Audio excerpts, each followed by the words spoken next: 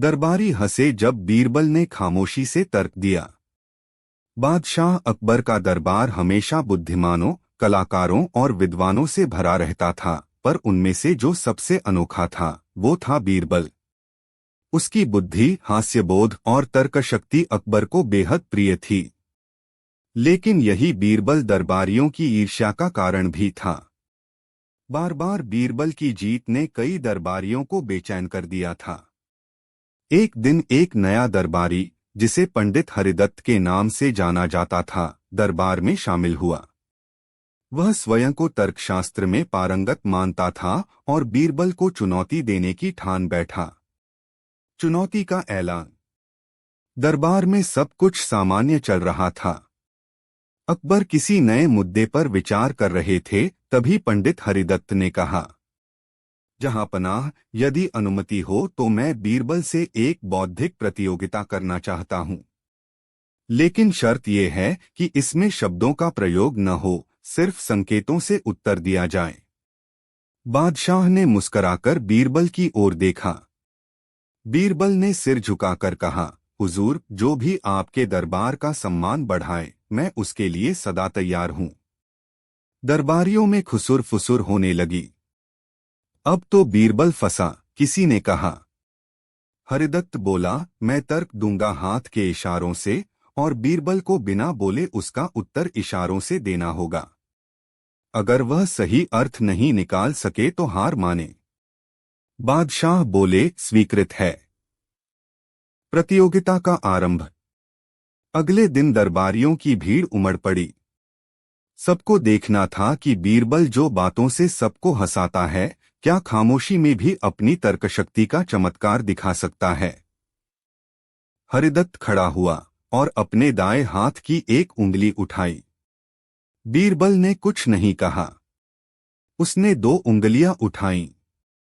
हरिदत्त मुस्कराया, फिर अपनी 5 उंगलियां फैलाईं। बीरबल ने धीरे से अपनी मुट्ठी बांध ली और आंखें बंद कर लीं। दरबार में सन्नाटा छा गया। हरिदत्त एक पल को चौंका, फिर सिर झुकाकर कहा, जहांपनाह, मैं हार मानता हूं। बीरबल ने मेरी बात का सही उत्तर दिया, वो भी बिना बोले।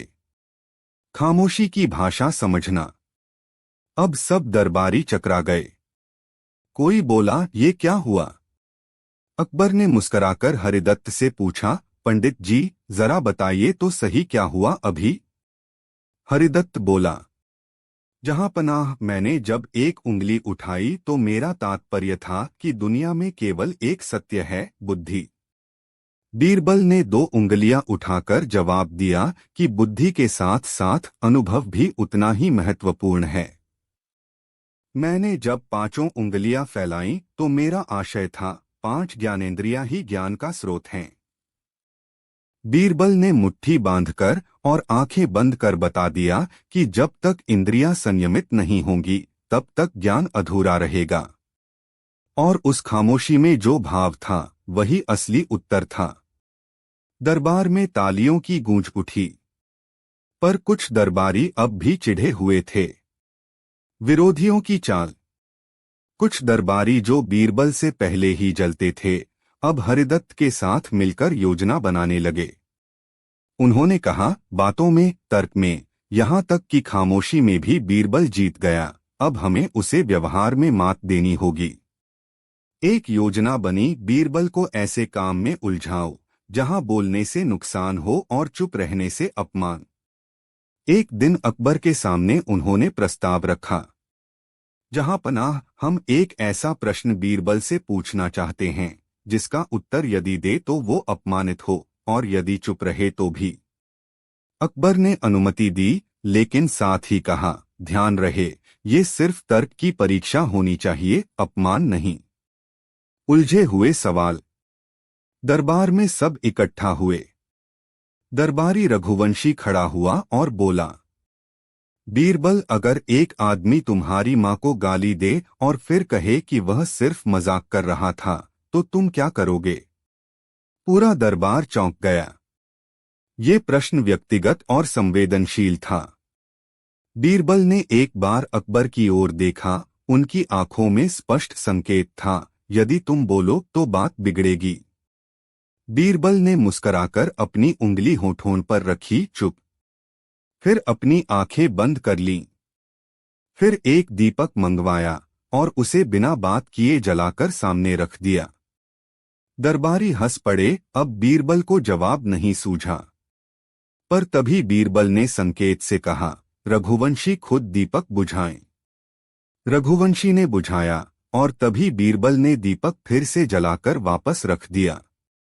बादशाह ने पूछा, इसका क्या अर्थ हुआ बीरबल? बीरबल ने कहा, जो गाली देता है वो अंधकार फैलाता है, लेकिन खामोशी से जवाब देकर दीप जलाना यही असली प्रतिकार है। और जो दीप बार बार जलता है उसे कोई बुझा नहीं सकता। दरबार हंसी और तालियों से गूंज उठा। खामोशी की ताकत। अब बीरबल की खामोशी ने सबको सोचने पर मजबूर कर दिया। अकबर ने बीरबल से पूछा, तुम कैसे हर परिस्थिति में खामोशी से भी तर्क कर लेते हो?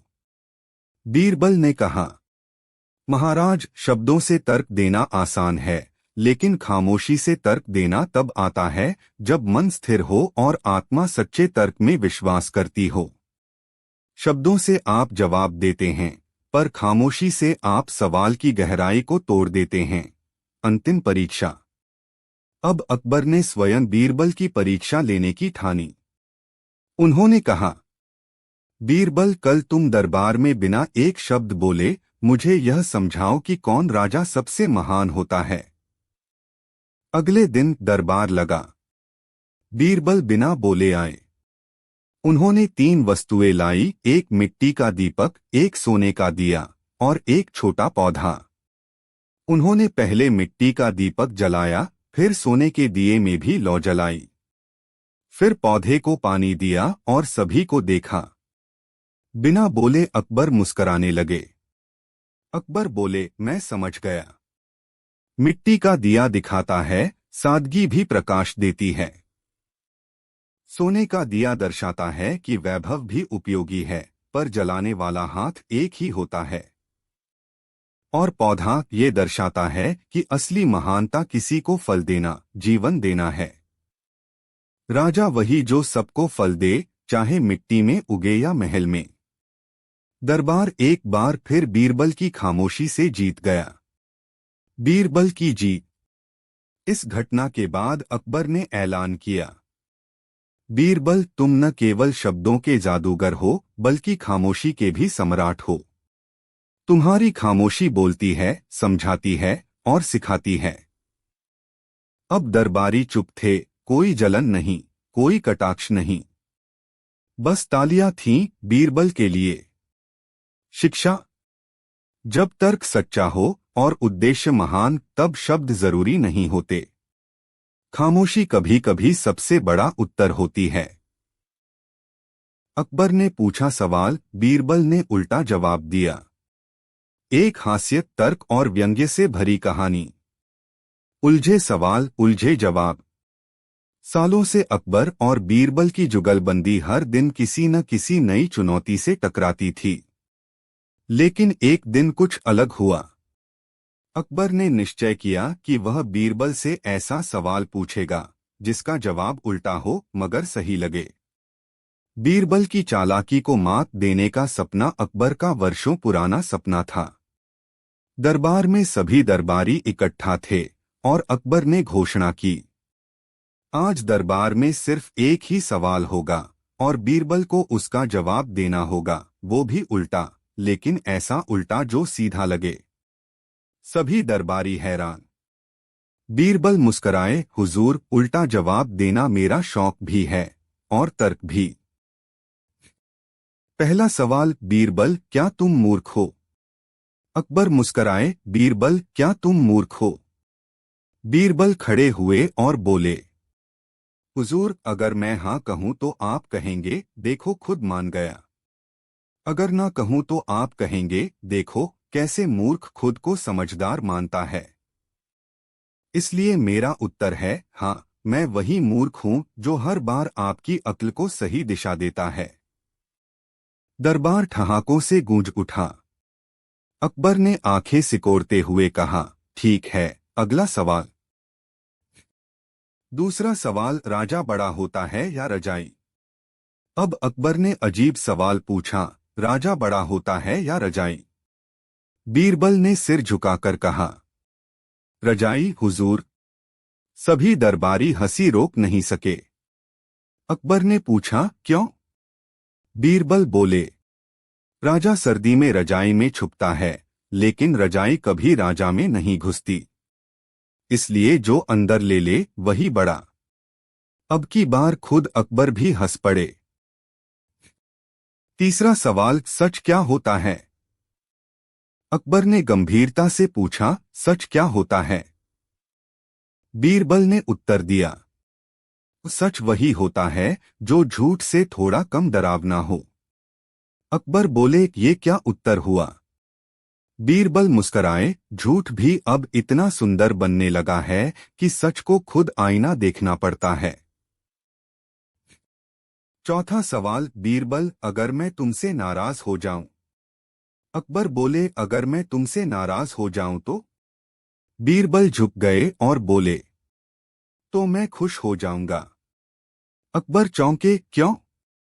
बीरबल मुस्कराकर बोले, क्योंकि नाराजगी सच्चे रिश्तों में होती है और आपकी नाराजगी मेरी वफादारी की सबसे सुंदर परीक्षा है। अकबर चुप हो गए। उल्टा जवाब था, पर सीधा दिल में उतर गया। पांचवा सवाल, राजा की मूर्खता कौन ढोता है? इस बार सवाल कुछ तीखा था। राजा की मूर्खता कौन ढोता है? बीरबल बोले, जो चुप रहते हैं वही ढोते हैं। अकबर बोले, मतलब? बीरबल बोले, राजा अगर मूर्खता करे और कोई कुछ न बोले तो मूर्खता की गाड़ी जनता ढोती है, लेकिन अगर कोई बीरबल बोल दे तो मूर्खता वहीं रुक जाती है। अकबर के माथे पर पसीना आ गया। छठा सवाल, सच बोलने वाला सबसे झूठा कौन? अकबर ने सिर खुजाते हुए पूछा, सच बोलने वाला सबसे झूठा कौन हो सकता है? बीरबल ने उत्तर दिया, जो हर बार बोलकर ही सच को साबित करता है। अकबर बोले, स्पष्ट करो। बीरबल बोले, जो हर समय कहे मैं सच बोलता हूं वही सबसे झूठा होता है, क्योंकि सच बोलने वाला अपने शब्दों में नहीं कर्मों में दिखाई देता है। सातवां सवाल, अगर मैं कहूं कि मैं मूर्ख हूं? अकबर ने अब जाल बिछाया, अगर मैं कहूं कि मैं मूर्ख हूं? बीरबल मुस्कराए और बोले, तो मुझे मना नहीं करना चाहिए, क्योंकि शहंशाह की आज्ञा सर्वोपरि होती है। पूरा दरबार हंसी से लोटपोट हो गया। अकबर ने हंसते हुए कहा, बीरबल, आज तुम सचमुच उल्टा बोलकर सीधा वार कर रहे हो। आठवां सवाल, अगर सब दरबारी तुम्हारी नकल करें? मान लो सारे दरबारी तुम्हारी नकल करने लगे। बीरबल बोले, तो दरबार मूर्खों की सभा बन जाएगा। अकबर बोले, क्यों? बीरबल बोले, क्योंकि अगर सब मेरी तरह सोचें तो राजा को कौन समझाएगा कि क्या गलत है। हर दरबार में सिर्फ एक बीरबल होना चाहिए, वरना ताली तो बजेगी पर सच्चाई गूंगी रह जाएगी। नवा सवाल, बीरबल, मैं सबसे समझदार हूं ना? अकबर ने पूछा, बीरबल, क्या मैं सबसे समझदार हूं? बीरबल बोले, नहीं हुजूर, लेकिन आप सबसे पहले हैं जो यह पूछते हैं, इसलिए आप सबसे सीखने वाले हैं और वही सबसे समझदार होता है। अकबर थोड़े मुस्कराए और बोले, आज तो तर्कों की बारिश हो रही है। 10वां सवाल, अगर राजा गरीब हो जाए? अकबर ने पूछा, अगर राजा गरीब हो जाए तो? बीरबल बोले, तो प्रजा अमीर हो जाएगी, क्योंकि जब राजा त्यागता है तभी राज्य फलता है। अकबर बोले, और अगर गरीब राजा घमंडी हो? बीरबल बोले, तो वो राजा नहीं, बस गद्दी का बोझ है। 11वां सवाल, तुम मुझसे डरते हो या मुझसे प्रेम करते हो? अकबर ने हल्की मुस्कान के साथ पूछा, बीरबल, तुम मुझसे डरते हो या प्रेम करते हो? बीरबल बोले, डरता भी हूं, प्रेम भी करता हूं, लेकिन डर प्रेम के भीतर है। जैसे दीपक की लौ में डर छिपा होता है, बुझ न जाए। 12वां सवाल, अगर तुम राजा बनो। अकबर ने अब सीधा वार किया, अगर तुम राजा बन जाओ तो? बीरबल बोले, तो पहले सलाहकार ढूंढूंगा, और वो आप होंगे, ताकि मुझे मेरी मूर्खता का आईना हर दिन दिखता रहे। अकबर चुप। फिर बोले, आज तुमने हर सवाल को उल्टा घुमाकर ऐसा सीधा किया कि मैं खुद उलझ गया। उल्टा उत्तर, सीधी समझ। अंत में अकबर बोले, बीरबल, आज तुमने जो उत्तर दिए वह सारे उल्टे थे, पर उनमें तर्क था, व्यंग्य था और आत्मा की सीधाई थी। क्या यह भी कोई नीति है? बीरबल झुककर बोले, हाँ हुजूर, कभी कभी उल्टा जवाब ही सीधा रास्ता दिखाता है। क्योंकि जब दुनिया सीधा देखकर भी सोई रहती है, तब उल्टा ही उन्हें जगा सकता है। अकबर ने बीरबल को गले लगाया और कहा, आज से दरबार में उल्टा जवाब देने वाला सबसे सीधा आदमी तुम ही कहलाओगे। सीख। इस कहानी से हमें ये सीख मिलती है कि हर सवाल का जवाब वही होना चाहिए जो सत्य को दर्शाए, चाहे वह उल्टा ही क्यों न लगे। समझदारी सिर्फ सीधी बातों में नहीं, व्यंग्य और व्युत्पत्ति में भी होती है। राजा अगर प्रश्न करे तो जवाब का स्वरूप सिर्फ राजसी नहीं, दार्शनिक भी हो सकता है। और सबसे अहम, बीरबल जैसा व्यक्ति अगर उल्टा भी बोले तो उसमें भी तर्क की नींव होती है। खामोशी की गूंज दरबार से बाहर। अकबर का दरबार बीरबल की खामोशी से दी गई दलीलों से गूंज चुका था। लेकिन अब अकबर के मन में एक और प्रश्न उभर आया। क्या बीरबल की खामोशी केवल दरबार में ही असरदार है, या फिर वह जनसामान्य के बीच भी चमत्कार कर सकती है? अकबर ने बीरबल से कहा, बीरबल, तुम्हारे तर्कों की ताकत तो हमने देखी, अब तुम राज्य के एक ऐसे गांव में जाओ जहां झगड़े, विवाद और आपसी कलह ने जीवन को नर्क बना दिया है। परंतु एक शर्त है, तुम सिर्फ खामोशी से काम करोगे, बोल नहीं सकते। बीरबल मुस्कराया, यही तो उसकी असली परीक्षा थी। प्रकरण 2, वह गांव जहां हर कोई बोलता था पर कोई सुनता नहीं था। बीरबल को भेजा गया चंद्रपुर नामक गांव में। यह गांव कभी बहुत शांत था, पर अब वहां हर कोई हर किसी से नाराज था। पड़ोसी एक दूसरे से लड़ते, खेतों की सीमा पर विवाद था, मंदिर और तालाब को लेकर झगड़े थे, और सबसे बुरा, वहां के बच्चों ने बड़ों की बात सुनना ही छोड़ दिया था। बीरबल जब वहां पहुंचे तो गांव वालों को उम्मीद थी कि वह जोर जोर से भाषण देंगे, आदेश देंगे, सजा देंगे। लेकिन बीरबल ने किसी से एक शब्द भी नहीं कहा। बस गांव में एक पुराने बरगद के नीचे बैठ गए। प्रकरण 3, खामोश बीरबल का पहला दिन, उपेक्षा और उपहास। गांव वाले हंसे। किसी ने कहा, अरे ये क्या मौन बाबा बनकर आए हैं? दूसरे ने कहा, लगता है दरबार ने बोलने की ताकत छीन ली है। बीरबल ने कोई उत्तर नहीं दिया। बस हर दिन सुबह से शाम तक गांव में घूमते, लोगों को निहारते, खेतों में जाते, मंदिर में बैठते, पर चुप रहते।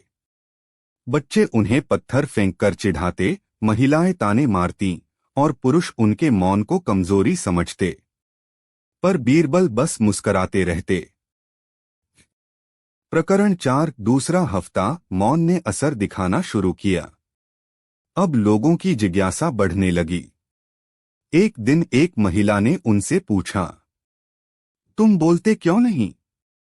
बीरबल ने मिट्टी में एक चित्र बनाया, एक मुंह और 2 कान, और कान के नीचे लिखा, पहले सुनो। यह चित्र देखकर लोग रुके। बीरबल ने हर झगड़े की जगह जाकर सिर्फ एक छोटी सी घंटी टांग दी, जिस पर लिखा था, बोलने से पहले इस घंटे को बजाओ और फिर 10 सांसें लो। शुरू में सब हंसे, पर फिर लोगों ने देखा जैसे ही कोई लड़ने जाता उसे घंटी देखकर झिझक होती। वह रुकता, सांसें लेता और कई बार झगड़ा टल जाता। प्रकरण 5 बच्चों पर मौन का प्रभाव। गांव के बच्चे सबसे ज्यादा शरारती थे, लेकिन बीरबल ने उन्हें भी बिना बोले बदला। हर दिन वे एक नया खेल लाते, पर शब्दों के बिना, संकेतों से। धीरे धीरे बच्चों को मजा आने लगा। अब वे एक दूसरे को ध्यान से देखने लगे, समझने लगे। एक दिन गांव का सबसे शरारती लड़का गोपाल बीरबल के पास आया और चिट्ठी दी। आप जो नहीं बोलते उससे हम ज्यादा सीख रहे हैं। प्रकरण 6 जब गांव वाले बोलते नहीं थके और बीरबल सुनते रहे। अब गांव वालों ने बीरबल से सवाल पूछने शुरू किए। वे बोलते जाते और बीरबल सिर्फ मुस्कुराते या संकेतों से उत्तर देते। धीरे धीरे लोगों ने महसूस किया कि जितना बोलते हैं उतना उलझते हैं, और जब सुनते हैं तो समाधान पास होता है। एक दिन गांव की पंचायत ने खुद प्रस्ताव रखा। अब हर पंचायत की शुरुआत 5 मिनट के मौन से होगी। प्रकरण 7 अकबर का आगमन और अंतिम परीक्षा। 2 महीने बाद अकबर खुद गांव आए। उन्होंने देखा मंदिर शांत, खेत विवाद मुक्त, तालाब की सफाई खुद लोग कर रहे थे और बच्चे ध्यान लगा रहे थे। अकबर ने बीरबल से कहा, बोलो मत, बस बताओ कैसे किया ये चमत्कार। बीरबल ने बस एक कागज पर लिखा, जब लोग बहुत बोलते हैं तो सोच नहीं पाते, और जब वे चुप होते हैं तो सुनना शुरू करते हैं, और वहीं से समाधान शुरू होता है। प्रकरण 8 दरबार में वापसी, खामोशी को मिला सम्मान। जब बीरबल दरबार लौटे तो अकबर ने घोषणा की, आज से बीरबल को मौनरत्न की उपाधि दी जाती है, क्योंकि उसने साबित कर दिया कि तर्क की सबसे बड़ी शक्ति बोलने में नहीं, समझने में है। अब हर दरबारी जो पहले हंसता था वही सिर झुकाकर बीरबल से कहता था, तुम्हारी चुप्पी ने हम सबकी आवाज बदल दी। उपसंहार। बीरबल ने सिर्फ खामोशी से एक गांव की आत्मा जगा दी। अब राज्य में नया नियम बना, हर विवाद से पहले 10 सांसें और हर निर्णय से पहले 10 क्षण की खामोशी। शिक्षा। जब शब्द बिखरने लगें तो खामोशी से जोड़ो। जब झगड़े बढ़ने लगें तो मौन से सुलझाओ। तर्क जब खामोश हो वही